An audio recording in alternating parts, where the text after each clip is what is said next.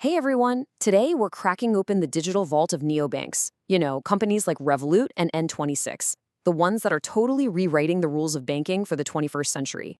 So let's just start with the big central question, right? How is this even possible? I mean, a bank with no branches, no tellers, but somehow they have millions and millions of customers all over the world. It kind of defies everything we think we know about banking. And that's exactly what we're going to break down. So here's our game plan. We'll start with this new wave of banking, then we'll dive into their tech-first business model. After that, we're going to follow the money, see how they make it, look at their path to profitability, and finally, we'll get a little peek into the future with these so-called banking super apps. Right, so this isn't just some small tweak to the system. What neobanks have done is they've completely flipped the script on the entire financial industry. And this slide right here, it just lays it all out perfectly. On one side, you've got the old world, brick and mortar buildings, mountains of paperwork, and just slow bureaucratic processes. And on the other side, you've got the neobank model, a slick app on your phone, instant AI support, and a complete obsession with speed and convenience. It's like they just asked, hey, what if we built a bank like a tech company? And that thinking leads us right to their core operating structure. It's this tech-first model that, and this is the wild part, often lets them operate without even having a full banking license.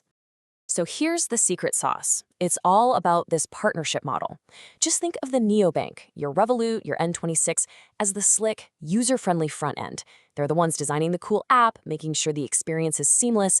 But behind the scenes, there's a fully licensed traditional partner bank doing all the heavy lifting, safeguarding your deposits and dealing with all the complicated financial regulations. This analogy just nails it. It really is like the Uber of banking. Neobanks didn't reinvent the core infrastructure, the roads of banking. No, they just built a really powerful, super user-friendly platform on top of it. They focus on the tech, you focus on your money, and they let their partners handle all the regulatory plumbing. So this clever model brings us to the big question, right? If they aren't operating like traditional banks, and they have way lower fees, how on earth do they make any money? Well, let's follow the money in this branchless world.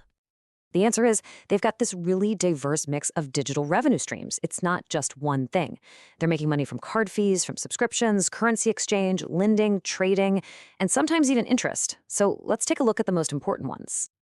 Okay, so this chart really puts it all into perspective. Look at that. The two biggest chunks of their income, a whopping 70% combined, come from something called interchange fees and premium subscriptions. So let's break that first one down.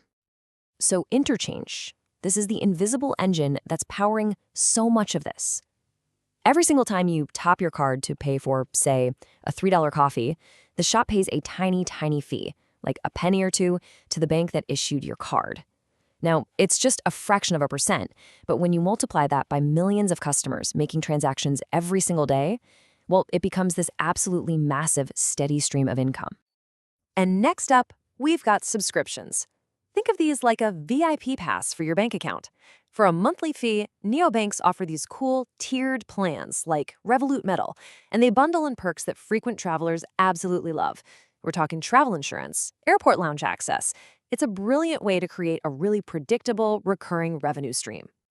And they don't stop there either. They're also making money from these small margins on foreign currency exchange. They're earning interest when they offer loans and overdrafts, and they take a small fee when you trade stocks or crypto right there in the app. It's really all about monetizing the platform in as many little ways as possible. So they've got a clever model and all these diverse revenue streams. But that leads to the next big question, maybe the billion-dollar question. Can they actually become profitable while managing this just explosive growth? So first, why the explosive growth? Well, it's pretty simple. They solve all the little frustrations of traditional banking. You can open an account from your couch in like 5 minutes. Every payment you make triggers an instant notification on your phone. No more surprises at the end of the month. This level of control and transparency, it isn't just a feature, it's a whole cultural shift. It really speaks to a generation that just expects services to be instant, transparent, and built around their lives. And on the cost side, this quote is just perfect. I mean, think about it. Traditional banks have these enormous overheads, rent for thousands of branches, all the staff salaries, ancient IT systems. Neobanks? They just replace all of that with code. With their operations almost entirely automated, their costs are just a fraction of the big guys. which is exactly how they can afford to offer so many services for free or for very cheap. But, and this is a big but, it's far from a guaranteed win. The biggest hurdle is profitability. A lot of these guys are still burning through billions in investor cash just to get customers, hoping they'll make that money back later. Then there's the trust barrier. For a lot of people, the idea of a bank without a physical building you can walk into, it's unsettling, especially when we're talking about their life savings. And finally, the giants are waking up. Traditional banks are now launching their own slick digital apps, which is making it a much, much more competitive space. So what's the end game in this high-stakes game? Well, this final section looks at where this is all heading, the evolution into the financial super app. In this slide right here, it perfectly illustrates their playbook. It starts with the basics, spending and sending money. Simple. Then they add tools to help you save and budget. Next up, they move into lending and borrowing. After that, boom, they become an investment platform. And the final step, to become a complete financial hub where you manage literally everything from your mortgage to your crypto portfolio all in one single app. And the next frontier is absolutely AI. Just imagine your banking app becoming a true financial co-pilot.